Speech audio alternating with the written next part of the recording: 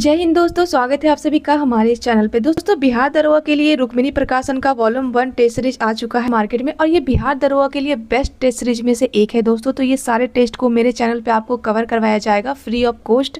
तो यहाँ पे आपको 30 सेट प्रोवाइड किए गए हैं और 30 का 30 मैं टारगेट ली हूँ। 10 दिन में आपको 30 का 30 टेस्ट मैं कवर करवा दूंगी। तो इसका पहला टेस्ट मैं मॉर्निंग में अपलोड कर चुकी हूँ। तो अगर आप लोग अभी तक उस टेस्ट को नहीं देखें तो जाके वहाँ पर देख लीजिएगा। और इस वीडियो में हम लोग दूसरे टेस्ट सीरीज को कवर करेंगे। इससे पहले दोस्तों, अगर आप मेरे चैनल पर नए हैं तो चैनल को सब्सक्राइब कर लीजिएगा और बेल आइकन को प्रेस कर लीजिएगा। और ये वीडियो आपको कैसा लगता है कमेंट में जरूर बताइएगा। दोस्तों, जब भी आप ये टेस्ट सीरीज को देख रहे होंगे ना, तो सबसे पहले तो आप एक पेज ले लीजिएगा और एक पेन ले लीजिएगा। इसमें जितने भी क्वेश्चन है ना, वो नंबरिंग वाइज करके आप लोग इसे लिखते जाइएगा और वीडियो के लास्ट में आप लोग अपना स्कोर बताइएगा कि आपके कितने क्वेश्चन यहाँ पे सही हुए हैं। तो चलिए आज का टेस्ट हम लोग स्टार्ट करते हैं और ये काफ़ी इंपॉर्टेंट टेस्ट सीरीज है, तो आप लोग इस टेस्ट का हिस्सा जरूर बनिएगा। तो आज का टेस्ट हम लोग स्टार्ट करते हैं। इसका पहला क्वेश्चन है कि भारत ने अपना पहला राष्ट्रीय अंतरिक्ष दिवस कब मनाया? कि अभी हाल ही में भारत के द्वारा 23 अगस्त को राष्ट्रीय दिवस के रूप में मनाया गया है। मोस्ट इंपॉर्टेंट है दोस्तों, आप लोग इसे ध्यान रखिएगा।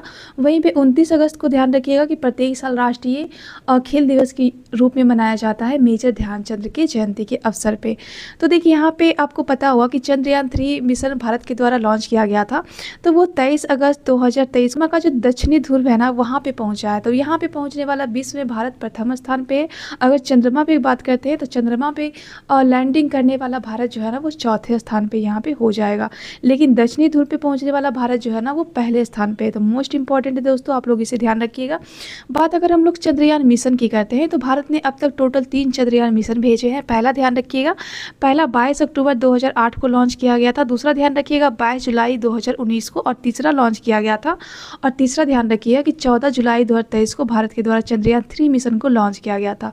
मोस्ट इंपॉर्टेंट है दोस्तों, आप लोग इसे ध्यान रखिएगा क्योंकि काफ़ी बार एग्जाम में ये क्वेश्चन रिपीट हुए हैं।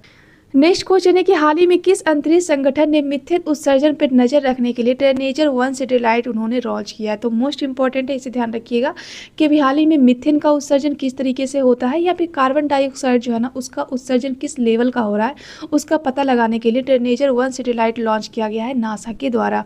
और ये कहाँ की स्पेस एजेंसी है? तो ध्यान रखिएगा, ये यूएसए के हैं। वहीं पर इंडिया का स्पेस एजेंसी क्या हो जाएगा? तो इसरो हो जाएगा। मोस्ट इंपॉर्टेंट है, तो आप लोग इसे भी ध्यान रखिएगा। नेक्स्ट क्वेश्चन है कि यूनेस्को ने केरल के किस शहर को भारत का पहला सिटी ऑफ द लिटरेचर, मतलब भारत का पहला साहित्यिक शहर के रूप में घोषित किया है? तो आपको पता होगा कि हाल ही 2024 में यूनेस्को के द्वारा केरल के कोझिकोड को भारत का पहला साहित्यिक शहर के रूप में घोषित किया गया। तो इसका राइट आंसर आपका हो जाएगा ए हो जाएगा। बात अगर हम लोग यूनेस्को की करते हैं तो वर्तमान में भारत में यूनेस्को में 43 साइट्स यहाँ पे शामिल है। और 43वां साइट्स कौन सा हो जाएगा? तो ध्यान रखिएगा मोइदम हो जाएगा, जो कि असम का था और ये अहोम जनजाति से संबंधित है। तो आप लोग इसे भी ध्यान रखिएगा दोस्तों। और यूनेस्को की स्थापना कब होती है? तो ध्यान रखिएगा 16 नवंबर 1945 को यूएसए की स्थापना होती है। इसका मुख्यालय कहाँ पे है? तो फ्रांस के पेरिस में। तो मोस्ट इंपॉर्टेंट है, आप लोग इसे ध्यान रखिएगा। वैसे यूनेस्को के द्वारा भी हाल ही में ग्वालियर को भी सिटी ऑफ द म्यूजिक के रूप में घोषित किया गया है। 2024 में ही घोषित किया गया था। तो आप लोग इस फैक्ट को भी ध्यान में रखिएगा इसके साथ ही। नेक्स्ट क्वेश्चन है कि हाल ही में यूरोपीय संघ की यूरोपीय परिषद के नए अध्यक्ष के रूप में किसे चुना गया है? तो ध्यान रखिएगा, ये एंटोनियो कोस्टा को चुना गया है और ये पुर्तगाल के पूर्व प्रधानमंत्री भी थे। तो आप लोग इनका नाम ध्यान रखिएगा। नेक्स्ट क्वेश्चन है कि भारत सरकार के एक स्वास्थ्य योजना आयुष्मान भारत योजना मुहैया करा रही है और इस प्रकार की सरकारी प्रयास राज्य के नीति निर्देशक सिद्धांतों के अंतर्गत कौन से आर्टिकल में आते हैं? तो देखिए, यहाँ पे क्वेश्चन पूछा गया कि भारत सरकार कोई भी स्वास्थ्य योजनाएं चलाती है ना, तो राज्य का जो नीति निर्देशक तत्व है उसके कौन से आर्टिकल में ऐसा प्रावधान किया गया है? तो देखिए, आर्टिकल जो 47 है ना, इसमें बताया गया है कि राज्य जो है, राज्य या फिर स्टेट या फिर केंद्र, उनका ये कर्तव्य होगा कि भारत के जो लोग हैं ना, उनके लिए स्वास्थ्य संबंधी योजनाएं या फिर स्वास्थ्य संबंधी जो भी कार्य है ना, वो करे। तो इसका राइट आंसर क्या हो जाएगा? आर्टिकल 47 हो जाएगा। तो डी इसका राइट आंसर हो जाएगा। वैसे आयुष्मान भारत योजना की बात करते हैं तो इसको स्टार्टिंग कब किया गया था? 23 सितंबर 2018 को इसको स्टार्टिंग किया गया था। और डीपीएसपी का संबंध कहाँ पे हो जाएगा? तो भाग 4 आर्टिकल 36 से लेकर 51 तक इसका आर्टिकल है और इसको हमने आयरलैंड के संविधान से ग्रहण किया है। और आयरलैंड ने इसको कहाँ से लिया है? तो ध्यान रखिएगा, स्पेन से लिया है। तो इतने फैक्ट जो है ना, आपको इसमें से ध्यान में रखने हैं। नेक्स्ट क्वेश्चन है कि पश्चिमी घाट और पूर्वी घाट दक्षिण भारत के निम्नलिखित में से किस स्थान पे मिलते हैं। तो देखिए ये आपका भारत है, ठीक है। यहाँ पे जो पश्चिमी घाट है ना और ये जो पूर्वी घाट है ना, इसका मिलन बिंदु कौन सा हो जाएगा, तो नीलगिरी पहाड़ी हो जाएगा। और नीलगिरी पहाड़ की सबसे ऊंची चोटी होती है डोडा बेटा। ये आपका बिहार दरोगा में पूछा हुआ क्वेश्चन है, तो आप लोग इसे भी ध्यान रखिएगा। वहीं पर दक्षिण भारत की सबसे ऊँची चोटी पूछा जाएगा तो ध्यान रखिएगा, ये आपका अन्नामुडी चोटी हो जाएगा, जो कि अन्नामलाई पर्वत पर ही अवस्थित है। तो मोस्ट इंपॉर्टेंट है दोस्तों, आप लोग इसे ध्यान रखिएगा। नेक्स्ट क्वेश्चन है कि नाबार्ड ने मुख्य रूप से छोटे और सीमांत किसानों और जो काश्तकार किसान हैं उनकी ऋण आवश्यकताओं को पूरा करने के लिए 2004-05 में किस नामक एक विशेष पायलट परियोजना की शुरुआत की है। मोस्ट इंपॉर्टेंट है दोस्तों, तो यहाँ पे नाबार्ड के द्वारा शुरू किया गया था JLG नामक पायलट प्रोजेक्ट, जो कि 2004-05 में उन्होंने शुरू किया था, जिसका उद्देश्य रखा गया था जो छोटे किसान थे और जो सीमांत और जो काश्तकार वाले जो किसान थे ना, उनको यहाँ पे उनकी ज़रूरत के हिसाब से उनको यहाँ पे ऋण प्रोवाइड कराना। तो मोस्ट इंपॉर्टेंट है दोस्तों, आप लोग इसे ध्यान में रखिएगा। बात अगर हम लोग नाबार्ड की करते हैं तो इसकी स्थापना कब हुई थी, तो ध्यान रखिएगा 22 जुलाई 1982 को इसकी स्थापना होती है, ठीक है। तो आप लोग इसे भी ध्यान रखिए।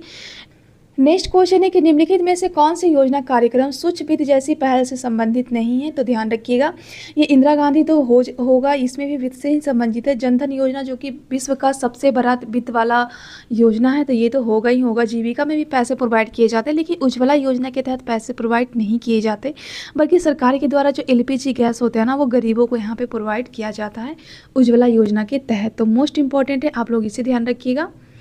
नेक्स्ट क्वेश्चन है कि निम्नलिखित में से किस अनुच्छेद में दोहरे दंड के बारे में बताया गया है, जिसके अनुसार किसी भी व्यक्ति पर एक ही अपराध के लिए एक से अधिक बार मुकदमा ना चलाया जाए और ना ही उसे दंडित दिया जाए।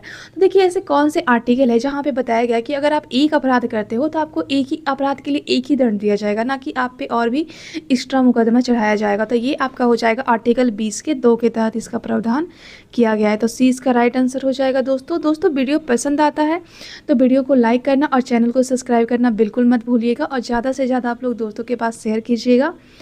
नेक्स्ट क्वेश्चन है कि 2011 की जनगणना के अनुसार भारत की अशोधित जन्म दर क्या है। देखिए यहाँ पे 2011 का जनगणना तो आप लोग मतलब 100% रट जाइएगा, चाहे वो सेंट्रल स्तर पे हो या फिर बिहार स्तर पे हो। जब भी आप बिहार दरोगा, बिहार पुलिस या फिर BPSC का एग्जाम देने जाते हैं ना, तो जनगणना तो आपको रटा होना चाहिए। तो यहाँ पे क्या पूछा है कि जनगणना के अनुसार भारत का जो अशोधित जन्म दर है वो क्या है, तो ये आपका हो जाएगा 21.8% हो जाएगा। तो बी इसका राइट आंसर हो जाएगा। नेक्स्ट क्वेश्चन है कि ग्राम और लघु उद्योग समिति को किस रूप में जाना जाता है। तो ग्राम और लघु उद्योग जो समिति है ना, उसको हम लोग कार्य समिति के रूप में जानते हैं। इसका गठन किया गया था 1955 में। तो मोस्ट इंपॉर्टेंट है, आप लोग इसे भी ध्यान रखिएगा। नेक्स्ट क्वेश्चन है कि साल, बबूल और बांस को जो शुष्क उष्णकटिबंधीय वन के प्रकार में पाए जाते हैं, तो वहाँ पे वर्षा कितनी मात्रा में होती है। तो देखिए यहाँ पे शुष्क मतलब सूखा हुआ जो उष्णकटिबंधीय क्षेत्र है ना, यहाँ पे ये वन पाए जाते हैं साल, बबूल और बांस का। तो यहाँ पे वर्षा कितना सेंटीमीटर होता है, तो 51 से लेके 151 सेंटीमीटर तक का वर्षा हमें यहाँ पे देखने को मिलता है। तो मोस्ट इंपॉर्टेंट है, आप लोग इसे भी ध्यान रखिएगा। नेक्स्ट क्वेश्चन है कि निम्नलिखित में से कौन सी भारतीय रिजर्व बैंक के द्वारा उपयोग की जाने वाली साख नियंत्रण की गुणात्मक माप है। तो देखिए RBI के द्वारा साख नियंत्रण के लिए कौन सा गुणात्मक माप का यूज किया जाता है, तो आपका ये किया जाता है नैतिक दबाव का। तो 20 का राइट आंसर हो जाएगा, केवल 2 हो जाएगा, ठीक है। बात अगर हम लोग RBI की करते हैं तो इसकी स्थापना होती है 1934 के अधिनियम के तहत। 1 अप्रैल 1935 को इसकी स्थापना होती है दोस्तों। और भारत में जो मौद्रिक नीति होती है उसको कंट्रोल कौन करता है, तो वो RBI के द्वारा ही किया जाता है। तो आप लोग उसे भी ध्यान रखिएगा। नेक्स्ट क्वेश्चन है कि सांची के स्तूप की खोज 1818 में किसके द्वारा किया गया था। तो सबसे पहले तो ध्यान रखिए कि सांची का जो स्तूप है वो संबंधित किससे है, तो ये अशोक से है।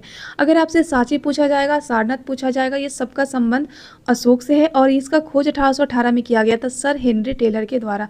बात अगर हम लोग कहते हैं कि अशोक की जो ब्राह्मणी लिपि है ना, उसको सबसे पहले पढ़ा किसने था इनके शिलालेख को, तो ये जेम्स प्रिंसपे के द्वारा पढ़ा गया था 1837 में। तो मोस्ट इंपॉर्टेंट है, आप लोग उसे भी ध्यान में रखिएगा। नेक्स्ट क्वेश्चन है कि निम्नलिखित में से कौन सा एक पुरापाषाण स्थल है। तो देखिए यहाँ पे पुरापाषाण स्थल पूछा गया है, तो यहाँ पे आपका हो जाएगा भीमबेटका। मोस्ट इंपॉर्टेंट है, काफ़ी बार एग्जाम में पूछा गया है दोस्तों, तो आप लोग इसे कवर कर लीजिएगा। नेक्स्ट क्वेश्चन है कि इंग्लैंड में जो चार्टिस्ट आंदोलन है ना, वो कब हुआ था। तो इंग्लैंड का जो चार्टिस्ट आंदोलन था ये 1838 में होता है। तो ये इसका राइट आंसर हो जाएगा। देखिए इंग्लैंड में क्या होता है ना कि 1838 में वहाँ के जो श्रमिक संघ होते हैं उन्होंने ये आंदोलन शुरू कर दिया था, क्योंकि इनको मताधिकार से वंचित किया गया था, इसलिए इन्होंने ये आंदोलन किया था। तो मोस्ट इंपॉर्टेंट है, आप लोग इसे ध्यान रखिएगा। नेक्स्ट क्वेश्चन है कि मंजीरा मगरमच्छ वन्यजीव अभयारण्य कहाँ पे अवस्थित है। तो ये जो मंजीरा मगरमच्छ वन्यजीव अभयारण्य है ना, ये आपका तेलंगाना में अवस्थित है। तो यहाँ से आप लोग इसे भी ध्यान रखिएगा। नेक्स्ट क्वेश्चन है कि एवरेस्ट पे चढ़ने में सफलता सर्वप्रथम कब अर्जित किया गया था। मोस्ट इंपॉर्टेंट है ये। सबसे पहले तो ध्यान रखिए कि माउंट एवरेस्ट जो है ना, वो विश्व की सबसे ऊंची चोटी है माउंट एवरेस्ट। और इसकी ऊंचाई कितना है कमेंट में बताइए, क्योंकि एग्जाम में ये क्वेश्चन पूछा हुआ है। तो कमेंट में जरूर बताइएगा, जिससे आपका ही रिविजन हो। तो देखिए, सबसे पहले यहाँ पे चढ़ने में सफलता प्राप्त किया गया था 1953 में। यहाँ पे 2 व्यक्ति थे। पहला ध्यान रखिएगा, न्यूजीलैंड के एडमंड हिलेरी थे, और दूसरा नेपाल के यहाँ पे शेरपा तेंजिंग नोगो थे। इन दोनों के द्वारा 29 मई 1953 को यहाँ पे सफलता मिला था इन दोनों को। तो इनका नाम भी ध्यान रखिएगा। नेक्स्ट क्वेश्चन है कि नेपाल हिमालय का विस्तार किन 2 नदियों के बीच में है। तो नेपाल हिमालय का जो विस्तार है ना, वो काली और तीस्ता नदी के बीच में है। और ये बिहार दरोगा में सेम टू सेम क्वेश्चन पूछा गया है, तो आप लोग इसे कम से कम रट जाइएगा। नेक्स्ट क्वेश्चन है कि पृथ्वी के वायुमंडल में कितना प्रतिशत नाइट्रोजन गैस मौजूद है। तो आपको पता होगा कि पृथ्वी का जो हमारा एटमॉस्फेयर है ना, वहाँ पे 78% नाइट्रोजन देखने को मिलती है। जब हम लोग श्वास लेते हैं ना, तो ऑक्सीजन और कार्बन डाइऑक्साइड तो जाता ही जाता है, साथ ही साथ नाइट्रोजन भी जाता है। 78% नाइट्रोजन हमारे श्वास के अंदर जाता है, और जब हम लोग श्वास छोड़ते हैं तो 78% जो नाइट्रोजन है ना, वो भी बाहर निकल जाता है। तो मोस्ट इंपॉर्टेंट है, ये आपका एग्जाम में पूछा हुआ क्वेश्चन है, ठीक है। तो आप लोग इसे ध्यान रखिएगा। नेक्स्ट क्वेश्चन है कि जब कोई तरंग एक सघन माध्यम से परिवर्तित होती है तो कला परिवर्तन क्या होता है। देखिए, जब भी कोई तरंग जो है वो सघन माध्यम से परिवर्तित होती है ना, तो उसमें परिवर्तन किस में देखने को मिलता है, तो पाई में देखने को मिलता है। तो सी इसका राइट आंसर हो जाएगा। नेक्स्ट क्वेश्चन है कि किसी गैस के समदाब प्रसार में क्या होता है। देखिए, कोई भी गैस का जब भी हम समदाब का प्रसार करते हैं ना, तो उसका जो आयतन और जो टेम्परेचर होता है ना, वो दोनों के दोनों यहाँ पे बढ़ जाता है। तो ए इसका राइट आंसर हो जाएगा। नेक्स्ट क्वेश्चन है कि निम्नलिखित में से किसके पास उच्च ऊर्जा स्तर और छोटा तरंगदैर्घ्य हमें देखने को मिलता है। तो देखिए, किसके पास ऊर्जा सबसे ज़्यादा होता है और उनका जो तरंगदैर्घ्य होता है ना, वो सबसे कम होता है। तो वैसे तो यहाँ पे गामा किरण का होता है, लेकिन गामा किरण नहीं है, तो उसके बाद यहाँ पे परावैंगनी किरण का होता है। तो मोस्ट इंपॉर्टेंट है दोस्तों, आप लोग इसे ध्यान रखिएगा। ए इसका राइट आंसर हो जाएगा। नेक्स्ट क्वेश्चन है कि प्रिज्म से गुजरने पर सबसे अधिक अपरिवर्तित होने वाला रंग कौन सा है। तो आपको पता होगा कि जब सूर्य की जो प्रकाश होती है, जब से यहाँ पे सफ़ेद प्रकाश होती है ना, तो जैसे ही हमने ये प्रिज्म है, ठीक है, तो जैसे ही हमने प्रिज्म से इसे गुजारा तो ये 7 रंग में कन्वर्ट हो जाती है। बैनी या पिनाला तो आपने पढ़ा ही होगा, ठीक है। तो जब ये 7 रंग में कन्वर्ट हो जाती है ना, इसको हम लोग स्पेक्ट्रम कहते हैं। और सबसे बीच वाला कलर कौन सा होता है, तो ध्यान रखिएगा, यहाँ पे ग्रीन होता है। ऊपर में आपका बैगनी हो जाएगा, तो नीचे आपका बैनी या पिनाला लाल हो जाएगा, ठीक है। तो यहाँ पे पूछा है सबसे अधिक अपरिवर्तित होने वाला रंग, तो यहाँ पे आपका बैगनी हो जाएगा। वहीं पे अगर पूछा जाएगा कि अपरिवर्तित नहीं होता है कौन सा कलर, तो यहाँ पे आपका लाल हो जाएगा। तो इसका राइट आंसर यहाँ पे आपका ए हो जाएगा, ठीक है। नेक्स्ट क्वेश्चन है कि मिट्टी के तेल के बर्तन में बर्फ का एक टुकड़ा डाला जाता है तो बर्फ के पिघलने पे मिट्टी के तेल की सतह क्या होगी। देखिए, यहाँ पे आपने एक ग्लास लिया, यहाँ पे आपने मिट्टी के तेल को पूरी तरीके से भर दिया, यहाँ पे आपने एक छोटू सा बर्फ लिया और इस बर्फ को आपने यहाँ पे डाल दिया। जैसे ही ये बर्फ पिघलता है ना, तो मिट्टी का जो तेल का जो सतह है ना, वो बाहर की तरफ क्या होती हैं, गिरना शुरू हो जाती हैं। तो इसका राइट आंसर आपका क्या हो जाएगा, ए हो जाएगा। लेकिन अगर वहीं पर आपसे क्वेश्चन पूछा जाएगा कि हमने एक गिलास लिया, वहाँ पर हमने पानी को रखा, यहाँ पर हमने मिट्टी के तेल को नहीं रखा बल्कि हमने पानी को रखा, और यहाँ पे जब हमने बर्फ़ के टुकड़े को डाला और जैसे ये पिघलता है ना, तो इसका जो तल होता है ना, इसमें कोई भी परिवर्तन नहीं होता है। तो ये दोनों क्वेश्चन एग्जाम में पूछे गए हैं दोस्तों, तो आप लोग दोनों ध्यान में रखिएगा ताकि आपका क्वेश्चन गलत ना हो।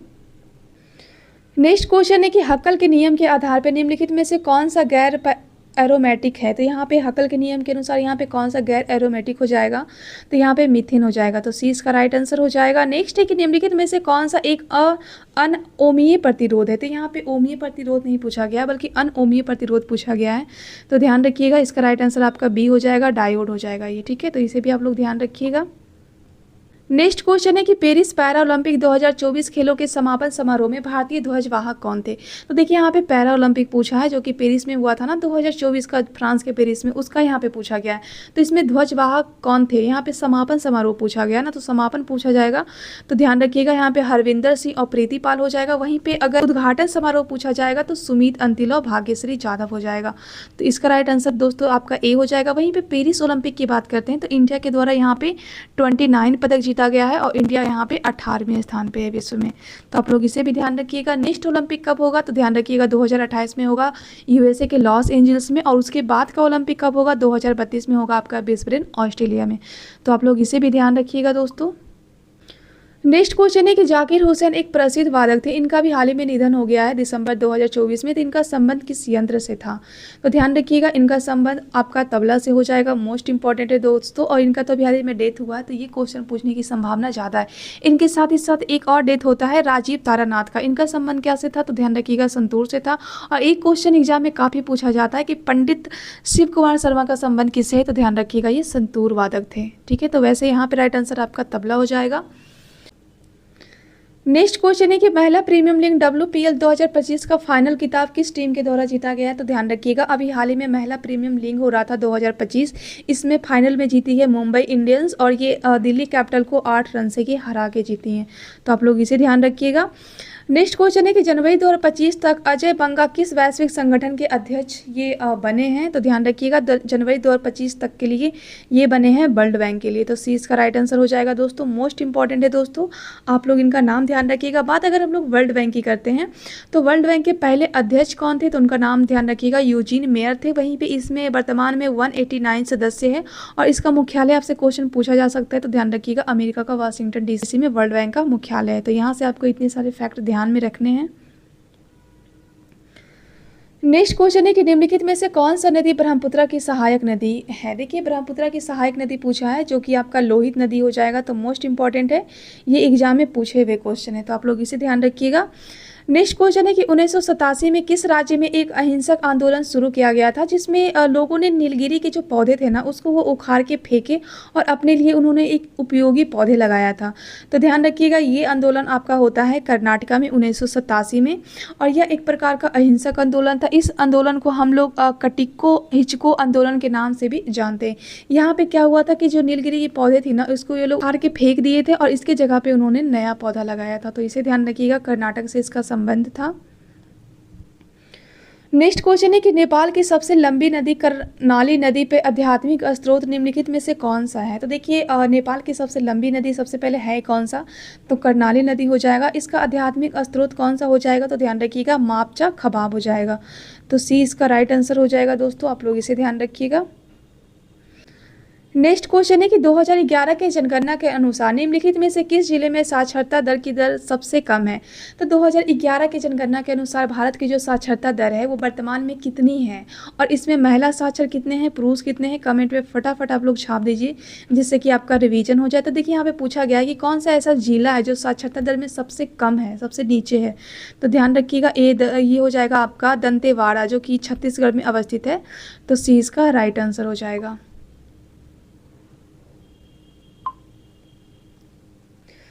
नेक्स्ट क्वेश्चन है कि निम्नलिखित में से किस अधिनियम के द्वारा बर्मा को भारत से अलग किया गया था? मोस्ट इंपॉर्टेंट है दोस्तों, काफ़ी बार एग्जाम में ये क्वेश्चन पूछे गए हैं। तो ध्यान रखिएगा, भारत सरकार अधिनियम 1935 के द्वारा भारत बर्मा से अलग होता है। वैसे आंग्ल बर्मा युद्ध टोटल 3 होते हैं। पहला तो ध्यान रखिएगा 1924 से लेकर 26 के बीच में होता है, जहाँ पे 1926 में यहाँ पे एक यानडूब की संधि होता है। इसके बाद क्या होता है ना कि जो ब्रिटिश गवर्नमेंट थे, उन्होंने यहाँ पे बर्मा पे क्या कर लिया था, इन्होंने कंट्रोल कर लिया था। उसके बाद फिर दूसरा आंग्ल बर्मा युद्ध होता है, ये आपका होता है डलहौजी के टाइम में। फिर तीसरा जब आंग्ल बर्मा युद्ध होता है ना, ये आपका डफरिन के समय में होता है। इसके बाद जो बर्मा का जो प्रशासन होता है ना, वो ब्रिटिश गवर्नमेंट के द्वारा ही डिसाइड किया जाता है, और उन्हीं के द्वारा ही वहाँ पे सारे जितने भी कानून थे उसको वहाँ पे इम्प्लीमेंट किया जाता है। बर्मा को आज़ादी कब मिला था? तो ध्यान रखिएगा, 4 जनवरी 1948 को। इसीलिए 4 जनवरी को आज़ादी दिवस के रूप में ये लोग मनाते हैं। तो आप लोग ये ध्यान रखिएगा। नेक्स्ट क्वेश्चन है कि निम्नलिखित में से कौन सा लोकसभा के प्रथम स्पीकर थे? तो देखिए, लोकसभा के पहले स्पीकर कौन थे? तो ध्यान रखिए, जीवी मालवकर थे। तो मोस्ट इंपॉर्टेंट है, आप लोग इनका नाम ध्यान रखिएगा। वहीं पे अगर पहले महिला अध्यक्ष पूछा जाएगा तो ध्यान रखिएगा, मीरा कुमार थे। और लोकसभा के पहले उपाध्यक्ष के बारे में पूछा जाएगा तो ध्यान रखिएगा, एम अनंत शयन अयंगर थे। वहीं पर वर्तमान में लोकसभा के अध्यक्ष कौन है? तो ध्यान रखिएगा, ओम बिरला जी हैं। और लोकसभा के अध्यक्ष ही कोई भी विधेयक, जो धन विधेयक होते हैं ना, उनको वो धन विधेयक है या नहीं, वो डिसाइड करने का जो अधिकार होता है वो लोकसभा अध्यक्ष के पास ही होता है। तो आप लोग इसे भी ध्यान रखिएगा दोस्तों, मोस्ट इंपॉर्टेंट है ये। नेक्स्ट क्वेश्चन है कि भारतीय संविधान के लिए डीपीएसपी जो राज्य के नीति निर्देशक सिद्धांत है वो निम्नलिखित में से किस संविधान से प्रेरित किया गया है। तो ध्यान रखिएगा जो डीपीएसपी का जो सिद्धांत है ना वो भारत आयरलैंड से ग्रहण किया है और आयरलैंड इसे कहाँ से लाया है तो ध्यान रखिएगा स्पेन से लाया है। वैसे डीपीएसपी का वर्णन कहाँ पे है तो भाग 4 में ध्यान रखिएगा आर्टिकल 36 से लेकर 51 तक है। और ये आपका मौलिक अधिकार की तरह न्यायोचित नहीं है कि अगर मौलिक अधिकार का हनन हो रहा है तो हम न्यायालय जाएंगे कि नहीं, आप लोग मेरा मौलिक अधिकार को हनन नहीं कर सकते, बल्कि ये एक प्रकार का कर्तव्य है जो कि राज्यों को सौंपा गया है। राज्य हो या फिर केंद्र सरकार हो या फिर आपका स्टेट गवर्नमेंट हो, उनको ये कर्तव्य सौंपा गया है कि आप लोग यहाँ के नागरिकों के लिए आपका ये कर्तव्य होगा कि आप लोग अपने जो भी पॉलिसी बनाते हो ना तो उसमें ये सब चीज़ों का ध्यान रखिएगा। तो ये बस एक प्रकार का कर्तव्य है, तो आप लोग इसे भी ध्यान रखिएगा दोस्तों। नेक्स्ट क्वेश्चन है कि भारतीय संविधान के निम्नलिखित में से कौन सा अनुच्छेद राष्ट्रपति और जो उपराष्ट्रपति हैं उनके शपथ और प्रतिज्ञान से संबंधित है। तो देखिए राष्ट्रपति को तो शपथ आर्टिकल 60 के द्वारा दिया जाता है, वहीं पे उपराष्ट्रपति को शपथ दिया जाता है आर्टिकल 69 के द्वारा। तो सी इसका राइट आंसर हो जाएगा, ध्यान रखिएगा। नेक्स्ट क्वेश्चन है कि निम्नलिखित में से कौन सा निकाय एक सब प्रकार का संवैधानिक निकाय नहीं है। देखिए संवैधानिक निकाय क्या होता है ना कि जिसका संविधान में वर्णन हो और जिसका वर्णन कुछ आर्टिकल के माध्यम से हो। तो आपका निर्वाचन आयोग का तो आर्टिकल है तो ये तो नहीं हो पाएगा, वित्त आयोग का भी है तो ये भी नहीं हो पाएगा। लेकिन वहीं पे अगर भारत का राष्ट्रीय मानवाधिकार की बात करते हैं तो इसका कोई भी आर्टिकल नहीं है, बल्कि इसको एक अधिनियम के द्वारा बनाया गया था। तो आप लोग ध्यान रखिएगा 1993 का जो अधिनियम था ना उसके द्वारा भारत का राष्ट्रीय मानवाधिकार आयोग की स्थापना किया गया था। तो सी इसका राइट आंसर हो जाएगा, तो आप लोग इसे ध्यान रखिएगा दोस्तों।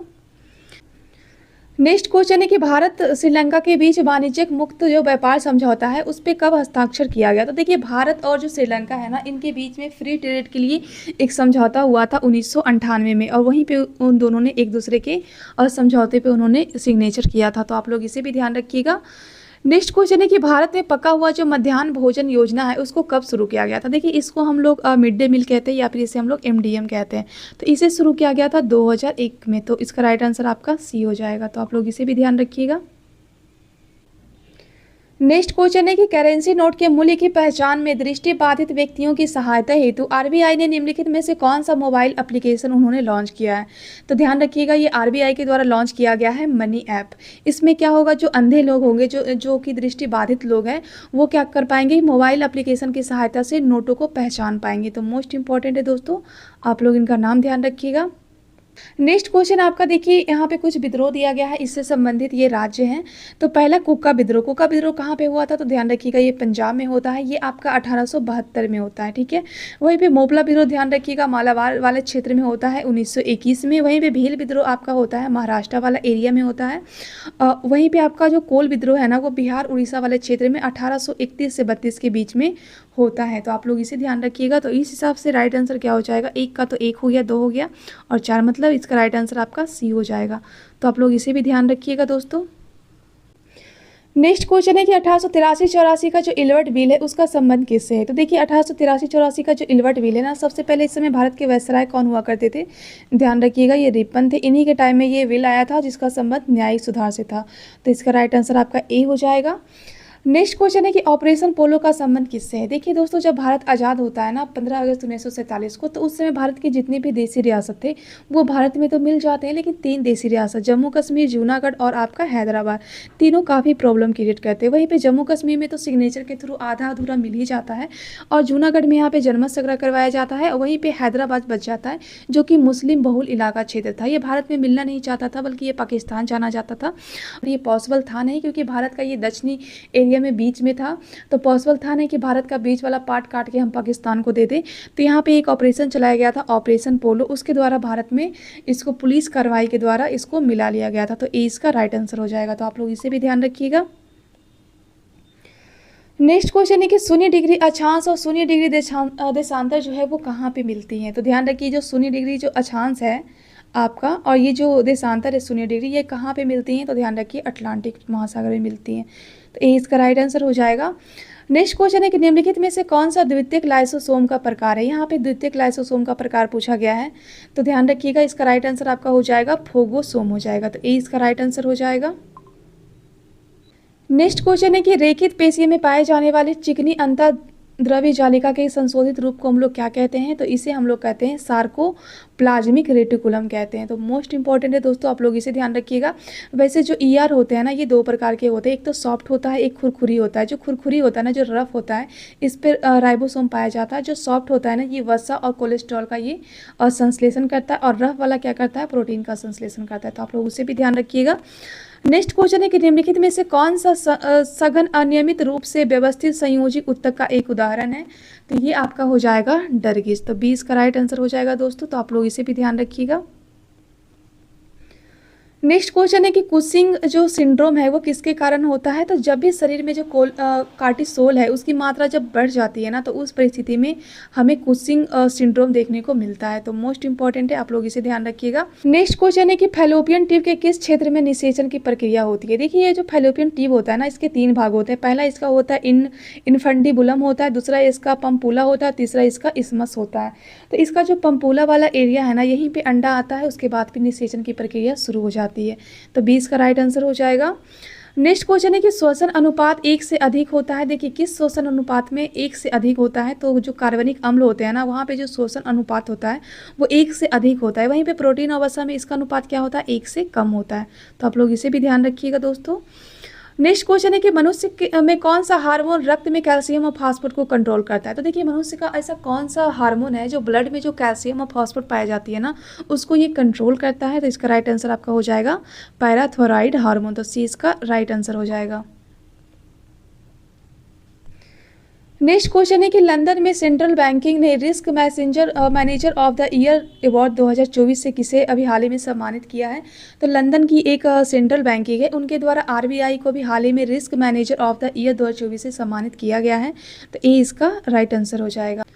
नेक्स्ट क्वेश्चन है कि गिद्धों के एशियन किंग की प्रजाति के लिए विश्व का पहला संरक्षण और प्रजनन केंद्र कहाँ पे स्थापित किया गया है? तो ध्यान रखिएगा, ये आपका यूपी के महाराजगंज जिले में किया गया। मोस्ट इंपॉर्टेंट है दोस्तों, तो आप लोग इसे ध्यान रखिएगा।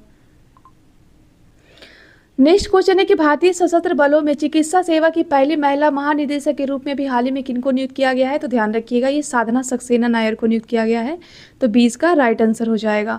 नेक्स्ट क्वेश्चन है कि फरवरी 2025 में नवीनतम संशोधन के बाद आरबीआई के द्वारा भी हाल ही में नया रेपो रेट दर तय किया गया है। वो कितना किया गया है?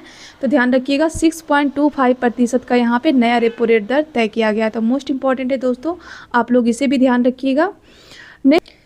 नेक्स्ट क्वेश्चन है कि झांसी की रानी लक्ष्मीबाई की मृत्यु कहाँ पे हुई थी? तो ध्यान रखिएगा, इनकी मृत्यु हुआ था 1857 में। हुरोज के साथ ये लड़ते हुए मारी गई थी ग्वालियर में, और इनकी समाधि भी ग्वालियर में ही अवस्थित है। तो सी इसका राइट आंसर हो जाएगा। नेक्स्ट क्वेश्चन है कि हिटलर के किस आक्रमण के बाद परिणाम स्वरूप सेकेंड वर्ल्ड वॉर आरंभ हो जाता है? तो ध्यान रखिएगा, ये पोलैंड पे आक्रमण करते हैं, उसके बाद फिर दूसरा विश्व युद्ध स्टार्टिंग हो जाता है, जो कि चलता कब तक है? तो 1539 से लेकर 45 तक चलता है। तो आप लोग इसे भी ध्यान रखिएगा। नेक्स्ट क्वेश्चन है कि हुंकार हिंदी साप्ताहिक पत्रिका के प्रकाशन से कौन से संबंधित है? देखिए, हुंकार नामक एक हिंदी साप्ताहिक पत्रिका था जिसका संबंध आपका सहजानंद सरस्वती से हो जाएगा। तो 20 का राइट आंसर हो जाएगा दोस्तों। नेक्स्ट क्वेश्चन है कि राजस्थान में बहुत कम वर्षा क्यों होती है? क्योंकि आपको पता होगा कि भारत में जो वर्षा का जो एरिया है ना, ये दक्षिण पश्चिम मानसून आती है, तो राजस्थान में कोई भी पर्वत पहाड़ यहाँ पे हमें देखने को नहीं मिलती है, जिससे ये आर्द्र जो हवा होती है ना, वो क्रॉस कर जाती है। तो इसका राइट आंसर क्या हो जाएगा कि हवाएं किसी प्रकार की बाधाओं को पार नहीं करती है, जिसके कारण यहाँ पे ठंडे होने की आवश्यक ऊंचाई नहीं ये प्राप्त कर पाती है, और यहाँ पे वर्षा नहीं हो पाती है। तो बस इसका राइट आंसर ए हो जाएगा। तो आप लोग इसे भी ध्यान रखिएगा। नेक्स्ट क्वेश्चन है कि राष्ट्रीय जलमार्ग संख्या 4 को किस वर्ष राष्ट्रीय जलमार्ग के रूप में घोषित किया गया था? तो ध्यान रखिएगा, इसे 2008 में घोषित किया गया था। ठीक है, तो ए इसका राइट आंसर हो जाएगा। नेक्स्ट है कि बेल्ट डाउन्स और पंपास आदि शब्द किससे संबंधित है? तो ये तीनों के तीनों घास के मैदान है। वहीं अगर बात बेल्ट की करते हैं तो ये आपका दक्षिण अफ्रीका का घास का मैदान है, डाउन्स आपका ऑस्ट्रेलिया का हो जाएगा, और पंपास आपका अर्जेंटीना का हो जाएगा। ये तीनों एग्जाम में पूछे गए हैं दोस्तों, तो आप लोग इसे भी रट जाइएगा। नेक्स्ट क्वेश्चन है कि निम्नलिखित में से कौन सा एक स्थलरूप देश है? तो यहाँ पे कौन सा एक देश है जो लैंडलॉक है, मतलब पूरी तरीके से घिरा हुआ है? तो ये यहाँ पे हो जाएगा आपका हंगरी। तो 20 का राइट आंसर हो जाएगा। नेक्स्ट क्वेश्चन है कि ग्रेट विक्टोरियन मरुस्थल कहाँ पे अवस्थित है? तो ध्यान रखिएगा, ये ऑस्ट्रेलिया में अवस्थित है। नेक्स्ट क्वेश्चन है कि यदि ग्रीन बीच पे दोपहर में 12 बजे हुए हैं, तो ग्रीन बीच के अगर हम इधर पूरब की ओर मूव करते हैं तो वहाँ पे 30 डिग्री पे अगर मूव करते हैं तो वहाँ पे कितना बजेगा? तो वहाँ पे आपका 2 बजेगा। तो सी इसका राइट आंसर हो जाएगा। नेक्स्ट क्वेश्चन है कि भारत के खनिज तेल पेट्रोलियम उत्पादक क्षेत्र और इसकी अवस्थिति बताइए। तो यहाँ पे ये पेट्रोलियम उत्पादक क्षेत्र है, तो लुलेन क्षेत्र कहाँ पे है, तो आपका गुजरात में है, ये तो बिल्कुल सही है।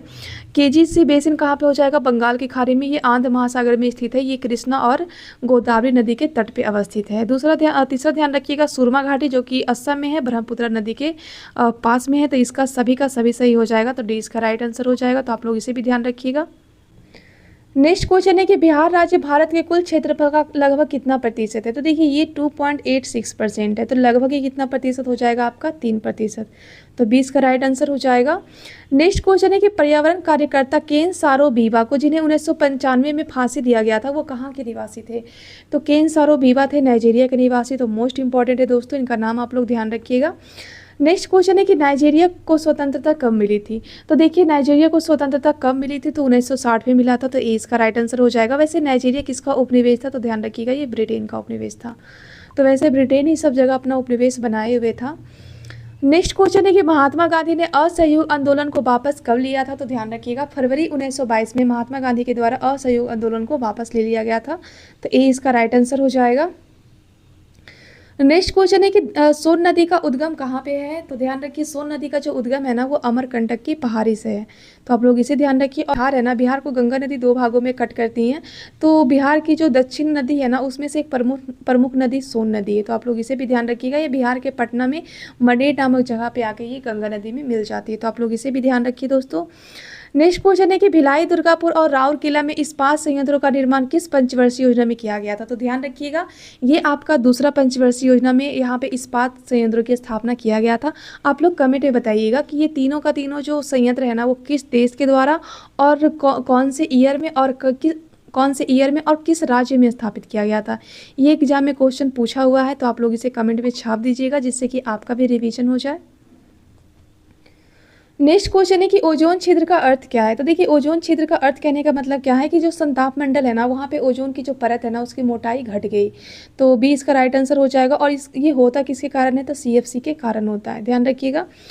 नेक्स्ट क्वेश्चन है कि परमाणु कक्षक है। तो देखिए परमाणु कक्षक क्या है, तो वह क्षेत्र है जिसमें इलेक्ट्रॉन के पाए जाने की संभावना अधिकतम होती है, उसे ही हम लोग परमाणु कक्षक कहते हैं, तो सी इसका राइट आंसर हो जाएगा। नेक्स्ट क्वेश्चन है कि प्रोटॉन की संख्या 84 है और न्यूक्लियॉन की संख्या यहाँ पे 216 वाले एक परमाणु के एक नाभिक के तत्व में क्षय होता है और इस प्रक्रिया में यह एक अल्फा कण का उत्सर्जन करता है। तो उत्सर्जन के बाद जो नाभिक होते हैं उनकी संरचना क्या होगी, ये संरचना पूछा गया है, तो इसका ध्यान रखिएगा। यहाँ पे प्रोटॉनों की संख्या 82 हो जाएगा और न्यूक्लियॉन की संख्या यहाँ पे कितना हो जाएगा, 212 हो जाएगा, तो ए इसका राइट आंसर हो जाएगा दोस्तों। नेक्स्ट क्वेश्चन है कि एल्युमिनियम किस कच्चे के माल से निकाला जाता है। तो ध्यान रखिएगा एल्युमिनियम को निकाला जाता है बॉक्साइट से, इसीलिए बॉक्साइट जो है वो एल्युमिनियम का अयस्क होता है। नेक्स्ट क्वेश्चन है कि किस देश के विमान से प्रथम खेप के 104 निर्वासित भारतीय अमृतसर के हवाई अड्डे पे फरवरी 2025 में उतारे गए थे। तो ध्यान रखिएगा ये अमेरिका के विमान से उनको उतारा गया था, तो सी इसका राइट आंसर हो जाएगा दोस्तों। नेक्स्ट क्वेश्चन है कि राष्ट्रपति डोनाल्ड ट्रंप ने फरवरी 2025 में किस अंतर्राष्ट्रीय संस्था से संयुक्त राज्य अमेरिका को हटाने की घोषणा किए हैं। तो ध्यान रखिए ये संयुक्त राष्ट्र मानवाधिकार परिषद से हटने की ये घोषणा की है, तो सी इसका राइट आंसर हो जाएगा। नेक्स्ट क्वेश्चन है कि बजट 2025-26 में 4 मुख्य फोकस बिंदु पे प्रकाश डाला गया था, जिनमें से कौन सा शामिल नहीं है। तो यहाँ पे गरीबी भी था, युवा भी था, नारी भी था, लेकिन बेरोजगारी को यहाँ पे फोकस बिंदु में शामिल नहीं किया गया, तो सी इसका राइट आंसर हो जाएगा। नेक्स्ट क्वेश्चन है कि रेगुर मिट्टी के नाम से किसे जाना जाता है। तो काली मिट्टी को जाना जाता है, यहाँ पे कपास की खेती अच्छी होती है इसलिए इसको कपासी मिट्टी के रूप में भी हम लोग जानते हैं, तो आप लोग उसे भी ध्यान रखिए। नेक्स्ट क्वेश्चन है कि संविधान के किस अनुच्छेद में राज्यों द्वारा प्राथमिक शिक्षा मातृभाषा में दिए जाने की बातें की गई है। तो ध्यान रखिए आर्टिकल 350 के ए में बताया गया है कि राज्यों का ये कर्तव्य होगा कि जो प्राथमिक शिक्षा है ना वहाँ पे जो बच्चे पढ़ने आएंगे उनको उनके ही मातृभाषा में आप लोग एजुकेशन दीजिएगा, तो मोस्ट इंपॉर्टेंट है, आप लोग इसे ध्यान रखिएगा। नेक्स्ट क्वेश्चन है कि महाजनपद काल में लिच्छवी किस राज्य का अंग था। तो ध्यान रखिएगा वैसे लिच्छवी तो वज्जी का ही संघ माना जाता था और वज्जी बिहार से संबंधित था, तो ए इसका राइट आंसर हो जाएगा दोस्तों। नेक्स्ट क्वेश्चन है कि आर्यों का मूल निवास स्थान मध्य एशिया को माना किसने है। तो ये मैक्स मुलर माने थे कि आर्य जो थे ना वो मध्य एशिया से भारत आए थे, तो ध्यान रखिएगा। नेक्स्ट क्वेश्चन है कि गांधी जी के द्वारा बुनियादी शिक्षा से संबंधित नई तालिका प्रतिवेदन जाकिर हुसैन जी के द्वारा कब प्रस्तुत किया गया था। तो ध्यान रखिएगा इसे प्रस्तुत किया गया था 1937 में, तो 20 का राइट आंसर हो जाएगा। नेक्स्ट क्वेश्चन है कि संयुक्त राष्ट्र सुरक्षा परिषद के 5 स्थायी सदस्य कौन है। तो सबसे पहले तो ध्यान रखिए यूएनएससी, ये किसका पार्ट है, तो ये यूएन का ही पार्ट है। यूएन की स्थापना कब होती है, तो 24 अक्टूबर 1945 को इसकी स्थापना होती है, जिसका मुख्यालय वर्तमान में न्यूयॉर्क में है। इसके टोटल 6 मुख्य अंग है, इसमें से एक मुख्य अंग आपका हो जाएगा संयुक्त राष्ट्र सुरक्षा परिषद। इसमें 5 स्थायी सदस्य हैं, तो इसमें कौन कौन से हो जाएंगे, चीन, फ्रांस, रूस, ब्रिटेन और यूएसए हो जाएंगे। तो सी इसका राइट आंसर हो जाएगा, तो आप लोग इसे भी ध्यान रखिएगा। नेक्स्ट क्वेश्चन है कि अंकोर वाट का मंदिर कहाँ पे अवस्थित है। तो ये जो अंकोर वाट का मंदिर है ना, ये भगवान विष्णु से समर्पित है और ये कंबोडिया में अवस्थित है। तो डी इसका राइट आंसर हो जाएगा, तो आप लोग उसे भी ध्यान रखिएगा। यहाँ से देखिए आपका आ जाएगा मैथ रीजनिंग। तो पहला क्वेश्चन इसमें है कि 3 कुर्सियों और 2 मेज़ों का मूल्य जो है वो 1850 है और 5 कुर्सी और 3 मेज़ों का जो मूल्य है वो 2850 है। तो 2 कुर्सी और 2 जो मेज़ है उनका मूल्य का मान कितना होगा, तो इसका राइट आंसर आपका हो जाएगा 1700। तो दोस्तों आप लोग सारे मैथ को आप लोग खुद ही सोल्व कर लीजिएगा। नेक्स्ट क्वेश्चन है कि राघव की जो मासिक आय है वो 18,000 है और राघव 5% की साधारण ब्याज की दर से 3 वर्ष के लिए 30,000 तक का वो ऋण लिया है। तो उसके लिए 3 वर्ष में साधारण ब्याज के रूप में चुकाने जाने वाली जो राशि है उसके मासिक वेतन के कितने प्रतिशत के बराबर होगा। तो ध्यान रखिएगा ये 25% के बराबर हो जाएगा। तो डी इसका राइट आंसर हो जाएगा। नेक्स्ट क्वेश्चन है 3, 8, 13, 18 का कौन सा पद जो है वो 78वें नंबर का हो जाएगा। तो ध्यान रखिएगा ये 16वां पद हो जाएगा। तो सी इसका राइट आंसर हो जाएगा दोस्तों। नेक्स्ट क्वेश्चन है कि 2 डाइस के एकक फेंक में योग 10 और या फिर 10 से अधिक पाने की जो प्रायिकता होगी वो कितनी होगी। तो ध्यान रखिएगा यहाँ पे 1/6 हो जाएगा। तो 20 का राइट आंसर हो जाएगा। नेक्स्ट क्वेश्चन है कि एक समद्विबाहु त्रिभुज एबीसी में यदि AB और जो AC बराबर 26 सेंटीमीटर है और BC 20 सेंटीमीटर है तो त्रिभुज का क्षेत्रफल कितना होगा। तो ध्यान रखिएगा यहाँ पे क्षेत्रफल आपका हो जाएगा 240 सेंटीमीटर हो जाएगा। ठीक है, तो ए इसका राइट आंसर हो जाएगा। तो दोस्तों सारे क्वेश्चन को आप लोग अच्छी तरीके से कवर कर लीजिएगा। नेक्स्ट क्वेश्चन है कि select the option that express the given sentence in the passive voice. यहाँ पे पैसिव वॉइस पूछा गया है कि Robin rolled the marble through a small plastic pipe. तो इसका पैसिव वॉइस हो जाएगा the marble was rolled through a small plastic pipe by Robin हो जाएगा। तो इसका राइट आंसर हो जाएगा। तो आप लोग इसे भी ध्यान रखिएगा। नेक्स्ट क्वेश्चन है कि select the carat indirect from the given sentence. तो यहाँ पे डायरेक्टली गिवन सेंटेंस पूछा गया है कि she said to the sultan will be breaking into the safe. तो इसका राइट आंसर हो जाएगा A, she told me that the sultan would be breaking into the safe हो जाएगा। तो ए इसका राइट आंसर हो जाएगा। तो आप लोग इसे भी ध्यान रखिएगा। नेक्स्ट क्वेश्चन है कि निम्नलिखित प्रश्न में से 4 विकल्पों में से सही विकल्प का चयन कीजिए जो वाक्यांश के लिए एक शब्द का विकल्प हो। तो जो भला बुरा ना समझता हो तो इसे हम लोग क्या कहेंगे, इसे हम लोग अविवेकी कहेंगे। तो सी इसका राइट आंसर हो जाएगा। तो आप लोग इसे ध्यान रखिएगा। नेक्स्ट क्वेश्चन है कि निम्नलिखित में से कौन सा माइक्रोवेव अवयव फ्राइडे रोटेशन के सिद्धांत का प्रयोग करता है। तो ध्यान रखिएगा ये आपका सर्कुलेटर करता है। तो 20 का राइट आंसर हो जाएगा। नेक्स्ट क्वेश्चन है कि पीओ को आवर्त सारणी के किस आवर्त के समूह में रखा गया है। तो ध्यान रखिएगा इसे छठे आवर्त और ऑक्सीजन के समूह में इसको पीओ को रखा गया है। नेक्स्ट क्वेश्चन है कि प्राकृतिक रबर का बहुलक कौन है। तो ये तो सबको पता होगा, आइसोप्रीन्स का राइट आंसर हो जाएगा। नेक्स्ट और लास्ट क्वेश्चन है दोस्तों कि सीआर का जो इलेक्ट्रॉनिक विन्यास होता है वो क्या होता है। तो इसका इलेक्ट्रॉनिक विन्यास आपका होता है 3s², 3p पे पावर 6 होता है, 3d पे पावर 5 होता है और 4s पे पावर 1 होता है। तो इसका राइट आंसर आपका हो जाएगा बी।